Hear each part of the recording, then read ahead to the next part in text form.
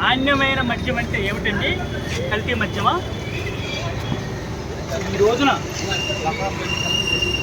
కూటమి ప్రభుత్వం ఏర్పడిన తర్వాత రాష్ట్రంలో కల్తీ మద్యం ఏర్లైంది. ప్రతి గ్రామంలో, ప్రతి వీధిలో, ప్రతి వార్డులో బెల్ట్ షాపులు ఉన్నాయి. మీరు ఒకసారి గమనించండి. మరి మీరు వెళ్ళి గమనించండి. ఆనాడు జగన్మోహన్ రెడ్డి గారి మీద ఇష్టం వచ్చినట్టు మాట్లాడారు. మరి ఈనాడు ఏం చేస్తున్నారు? ఈ కూటమి ఈ రోజున కూటమి ప్రభుత్వం ప్రజల ప్రాణాలతో చెలగాటమవుతారు.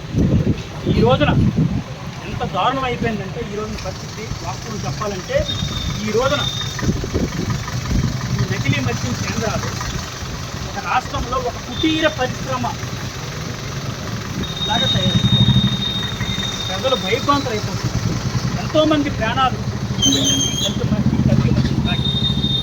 ఏదో నామకే వాస్తు సిట్ చేసాం, దర్యాప్తు చేస్తున్నామంటే మీరు ఎవరూ నమ్మరు. సిట్ అనేది ఆంధ్రప్రదేశ్ ప్రభుత్వం చేస్తాం. ఈ సిట్టు ఎవరూ నమ్మరు. రాష్ట్రంలో ప్రజలు కూడా నమ్మరు. తక్షణమే సిబిఐ ఎంక్వైరీ వెయ్యాలి. సిబిఐ ఎంక్వైరీ వేసి నిందితులు ఎవరో పేద ప్రజల తాలూకా ప్రాణాలు కారణమైనటువంటి వారిని తక్షణమే సిబిఐ ఎంక్వైరీ వేసి వారిని అరెస్ట్ చేయాలి.